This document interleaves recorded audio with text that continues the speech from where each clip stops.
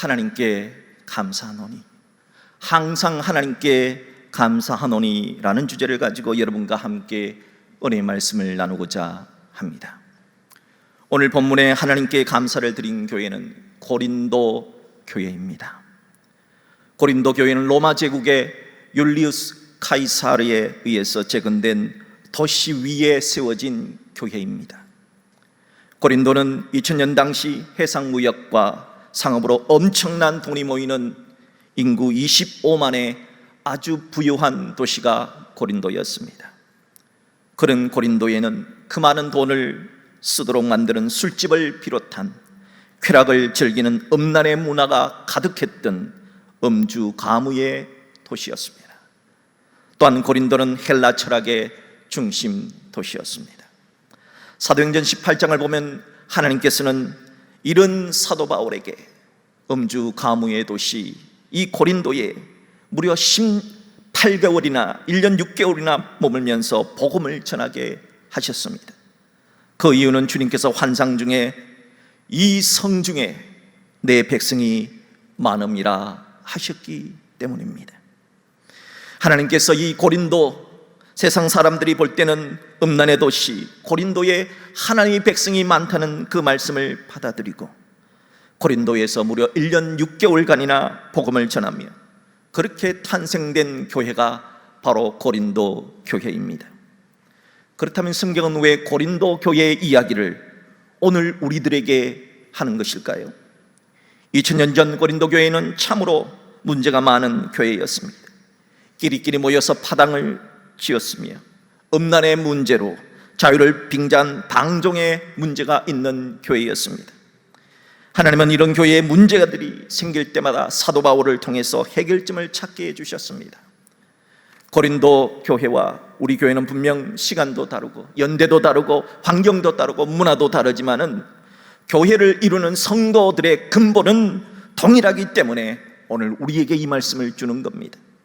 하나님 고린도 교회의 문제가 오늘 우리 교회의 문제요, 또한 고린도 교회의 문제 해결이 오늘날 우리 교회의 문제 해결이 될 수 있기 때문에 오늘 우리는 이 말씀을 겸손하게 받아야 할 것입니다. 오늘 본문인 고린도전서 1장 4절에서 8절까지의 말씀은 이런 탈도 많고 문제 많은 고린도 교회였지만 하나님께 감사할 것이 너무 많았다 하는 겁니다. 과연 고린도 교회는 무슨 감사할 것이 있었을까요? 첫째로 음란의 문화 속에서도 복음을 받아들인 것, 예수 믿게 된 것, 교회에 다니게 된 것이 감사하다는 겁니다. 본문 4절을 보십시오.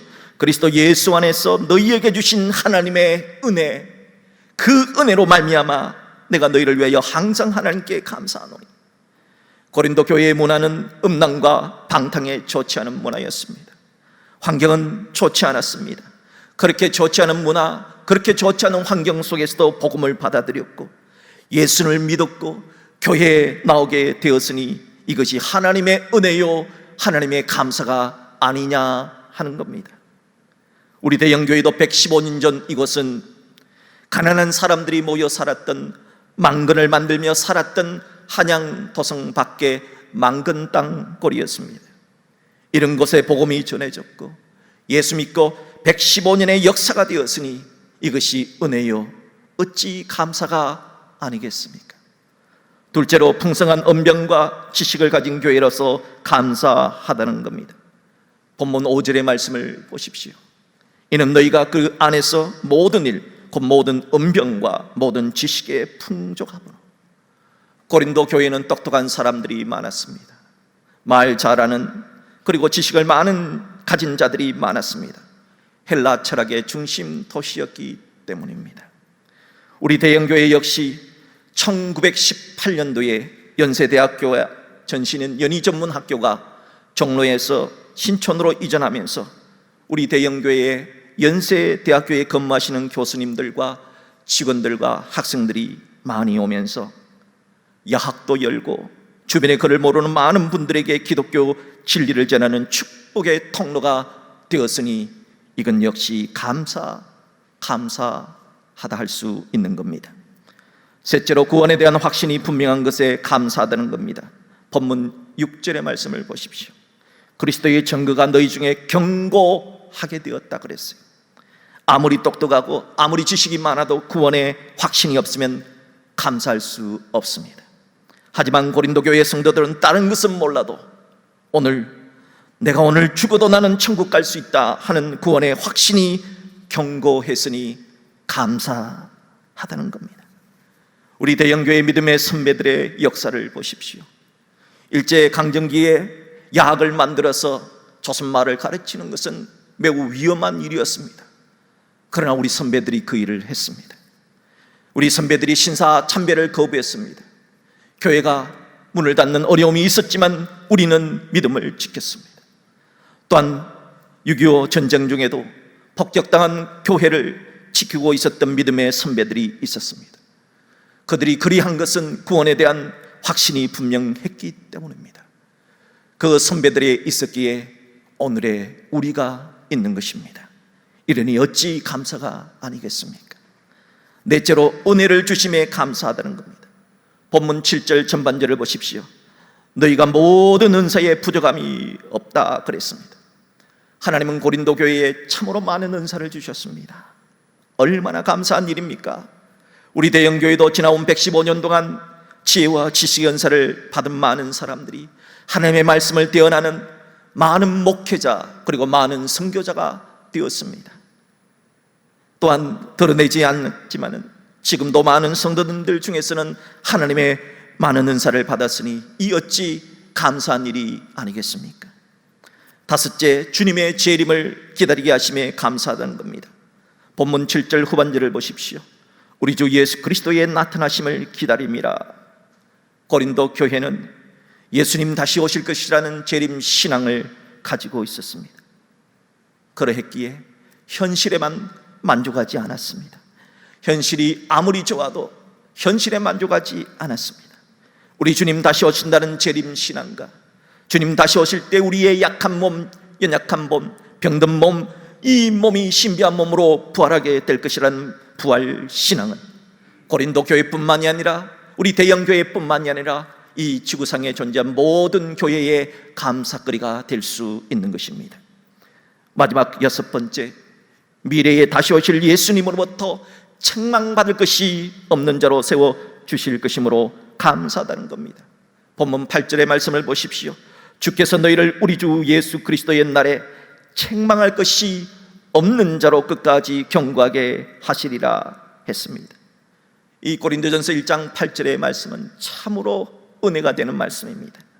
비록 지금 문제가 있지만은, 비록 지금은 사람들이 볼 때 형편없다 할지만은 미래엔 다시 오실 예수님 때문에 책망할 게 없는 자로 변화될 것이다 하는 것을 믿고 미래를 미리 당겨서 현실에서 감사한다는 겁니다. 비록 문제 많은 현실이지만, 비록 지금 환경이 좋지 않지만 미래는 예수 그리스도에서 변화되게 된다는 확실한 믿음, 그 믿음을 가지고 미래에 되어질 일들을 상상하면서 미래를 현실에 당겨서 가불해서 내 현실에 감사하는 자가 되리라 결단하고 있는 것입니다. 사랑하는 성도 여러분, 우리의 미래는 변합니다. 오늘보다 더 좋은 내일로 변화될 수 있습니다. 그러므로 여러분들은 여러분의 현실에 안주하지 마시고 변화될 미래, 하나님께서 나에게 복 주실 그 미래를 생각하시며 그 미래를 앞당겨 오늘 지금 현실에서 감사할 수 있는 우리 모두가 될 수 있기를 주의 이름으로 축복합니다. 이렇게 감사를 드린 고린도 교회는 사도 바울이 씨를 뿌린 교회고 아볼로가 물을 주어 자라난 교회입니다.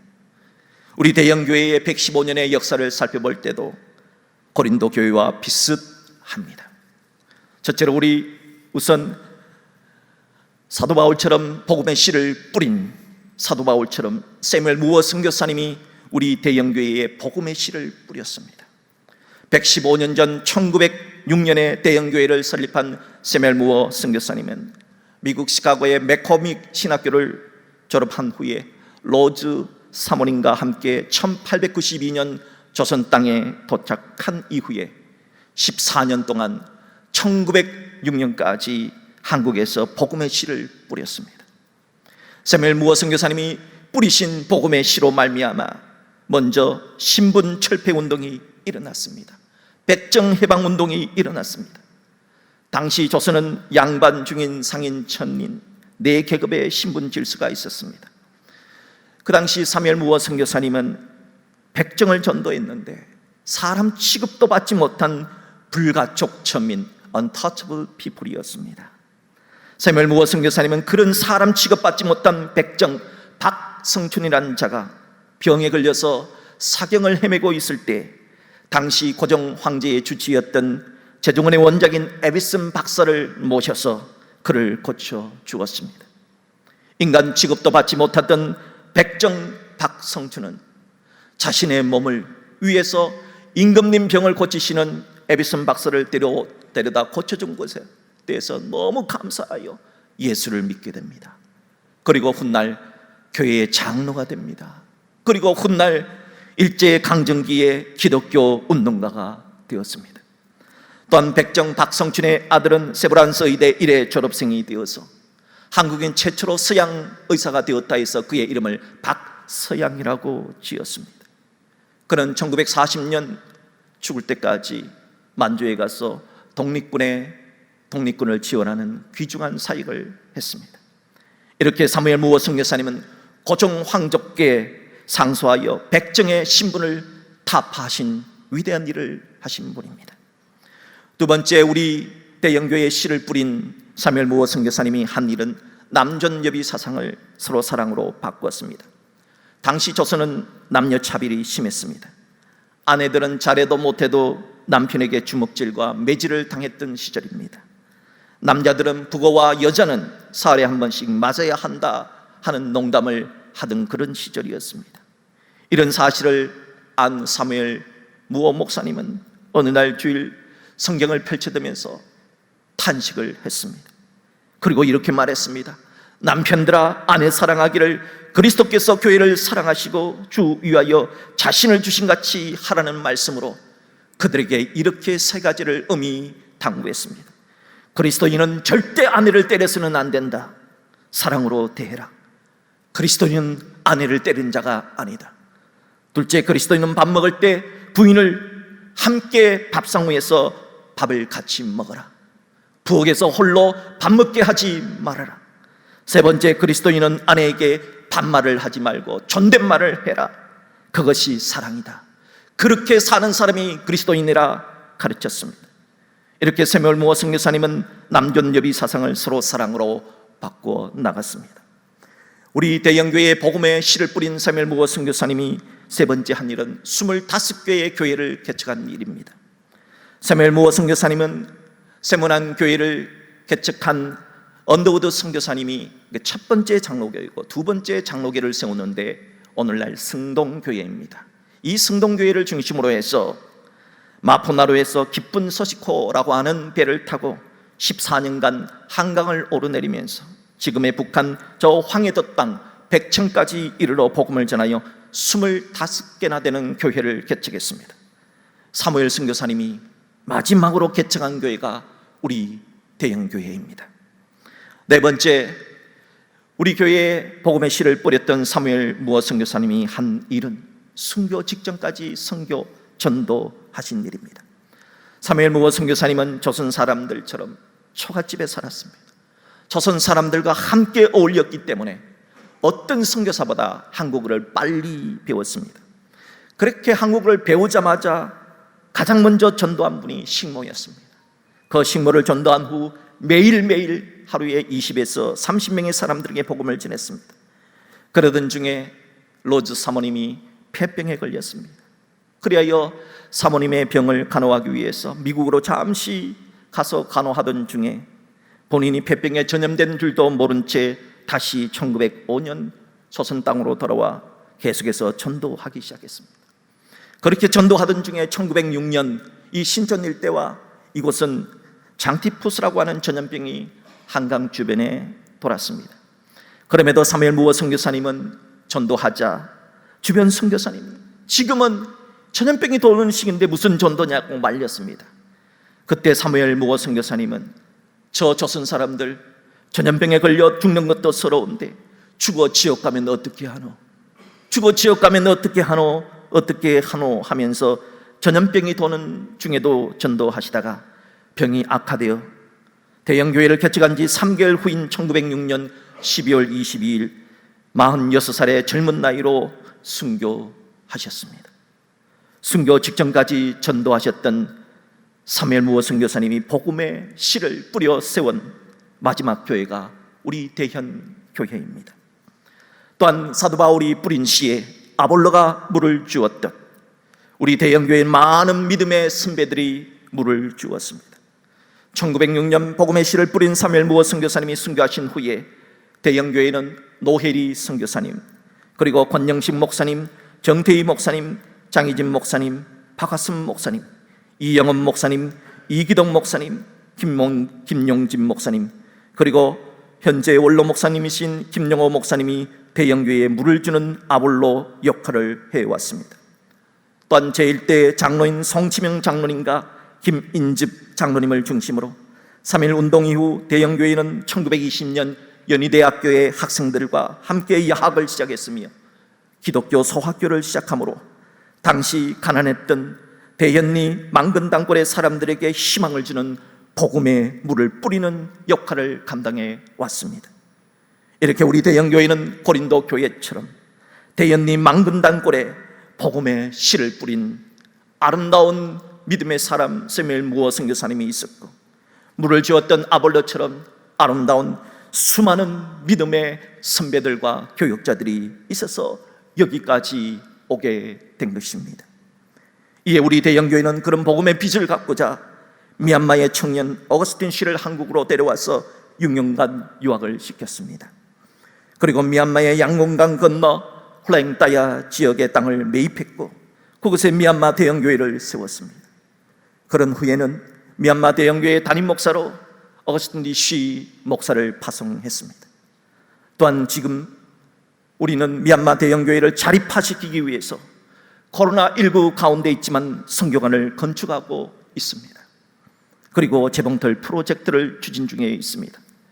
재봉틀 프로젝트란 미얀마 대형교회 성도들에게, 일자리가 없는 주민들에게 재봉 기술을 가르쳐주고 재봉틀 20대를 구입해서 양곤에 있는 한국 봉제 공장과 연결해서 물건을 받아서 우리 새로 짓게 되는 선교관에서 작업을 해서 납품하는 프로젝트가 재봉틀 프로젝트입니다.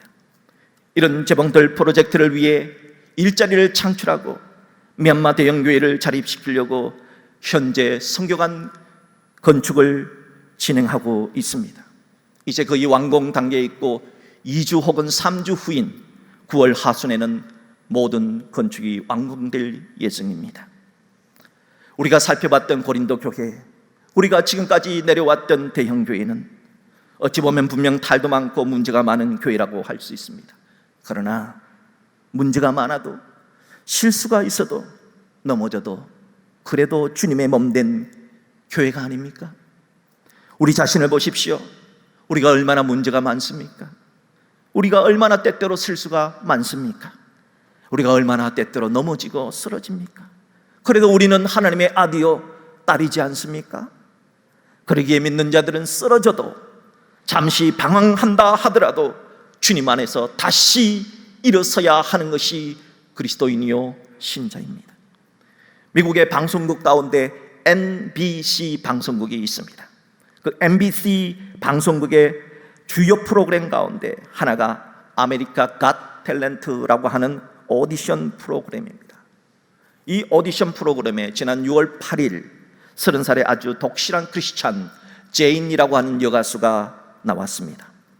밝은 표정의 여가수 제인은 무대에 올라서서 오늘 제가 부를 노래는 내 생명의 마지막 이야기를 담은 자작곡 괜찮아, It's okay 라고 소개를 했습니다. 심사위원들은 아니 생명의 마지막 이야기를 담았다는 말이 도대체 뭡니까? 하면서 어리둥절하면서 물었습니다. 그때 제인이란 가수는 말했습니다. 현재 자신은 폐와 간 그리고 척수로 암세포가 전이되어서 생존 확률이 2%밖에 되지 않는 상태라고 말합니다. 하지만 내가 먼저 행복해지기로 결단했다. 그래서 이 오디션 프로그램에 나왔다고 하는 말을 했습니다. 생존 확률 2%. 그런 인생의 벼랑 끝에서도 내가 먼저 행복해지기로 결단했다는 말. 왜 나에게 절망이 오기까지를 기다리지 않고 나는 먼저 행복해지기로 결단했다는 그 말에 심사위원들은 다시 한번 놀랐습니다. 그때 여가수 제이는 자신의 노래처럼 It's okay, 괜찮다고, It's okay, 괜찮다고 심사위원들을 진정시켰습니다. 그리고 그녀는 노래하기 시작했습니다. 그녀의 노래 It's okay, 괜찮아. 이 노래를 전 세계의 3천만 명의 사람들이 유튜브를 통해서 신청했습니다. 여러분들도 오늘 집에 갔거든 It's okay, 이 제인이라는 여가수의 이 아름다운 노래를 꼭 한번 들어보시기를 바랍니다. 생존 확률 2%의 상태에서 불렀던 1분 50초의 노래 It's okay, 이 가사에서 계속해서 반복되어 나오는 가사가 있습니다. 바로 이 가사입니다. 지금 길을 잃었습니까? 우리도 마찬가지입니다. 그러니까 괜찮아요. 괜찮아, 괜찮아, 괜찮아, 괜찮아. 이 노래는 It's okay, 괜찮아, It's alright, 괜찮아요 라고 하는 말이 무려 24번이나 나옵니다. 괜찮아 하고 노래를 마친 여가수 제이는 심사위원들의 질문에 생존 확률 2%는 0%가 아니잖아요. 0%에 비하면 2%는 대단한 것 아닙니까? 저는 그것이 2%가 얼마나 대단한 것인가를 사람들이 알았으면 좋겠어요 라고 답해서 청중들과 심사위원들의 기립 박수를 받았습니다. 사랑하는 성도 여러분, 믿는 사람들은 2%의 확률에도 절망하지 않고 2%는 대단하다, 하나님 함께 하시면 가능성이 있다, 나는 예수 안에서 다시 일어설 수 있다 하는 가치관과 비전을 가져야 합니다. 이것이 그리스도인이요, 이것이 신자요, 이것이 교회입니다. 고린도 교회는 생존 확률 2%처럼 부족함이 많은 교회였지만 오늘 말씀처럼 결국에는 감사하는 교회가 되었습니다. 어떻게 그 문제 많은 고린도 교회가 감사하는 교회가 될 수가 있었을까요? 사도 바울은 문제가 많았던 이 고린도 교회에 고린도전서와 고린도후서 그리고 또 하나의 편지를 보내서 많은 공고를 했습니다. 때로는 엄마처럼 부드럽게 공고를 했고 때로는 아버지처럼 미리 말하노니 내가 다시 가면 결코 용서하지 않으리라 하며 무섭게 권면을 했습니다. 그러면서 사도 바울은 또다시 성령의 감동을 받아 너희는 믿음 안에 있는가 너희 자신을 시험하고 너희 자신을 확증하라. 예수 그리스도께서 너희 안에 계신 줄을 너희가 스스로 알지 못하느냐? 그렇지 않으면 너희는 버림받은 자니라 하며 너희 자신을 시험하라. 너희의 믿음을 확증하라. 너희 안에 예수님이 계시다는 것을 왜 모르느냐? 그렇게 말씀을 전했습니다. 그 결과 고린도 교회가 달라졌습니다. 고린도 교회가 사도 바울이 전해준 하나님의 말씀을 받아들이고 마음을 고쳐먹었습니다. 잘못된 행동에서 돌아서서 회개를 했습니다. 하나님의 말씀을 받아들이면 감사하는 성도, 감사하는 교회가 될 수 있습니다. 그러므로 창립 115주년을 맞이하는 우리 대형교회도 성경에 기록된 말씀, 성령의 감동으로 주어진 하나님의 말씀 중심의 교회가 된다면, 말씀 중심의 성도, 말씀 중심의 교회가 된다면 우리는 감사하는 성도, 감사하는 교회가 될 수 있으리라 확신합니다. 바라기는 우리 모두가 하나님의 말씀 중심으로 살아 말씀대로 살려고 애쓰므로 우리 모두가 하나님께 감사하는 감사의 성도, 감사의 교회가 될 수 있기를 주님의 이름으로 축복합니다. 아멘.